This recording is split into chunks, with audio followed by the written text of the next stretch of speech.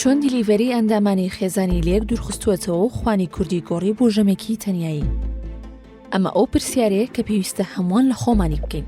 سەردەمێک چێشتی سەر ئاگر و بۆنی نانی گەرم کۆکەرەوەی ماڵەکانمان بوو. خوانی کوردی تەنها بۆ تێرکردنی سک نەبوو، بەڵکو ناوەندی گەرم و گورترین گفتوگۆی خێزانی بوو کە تێیدا خەم و خۆشیەکان بەش دەکران.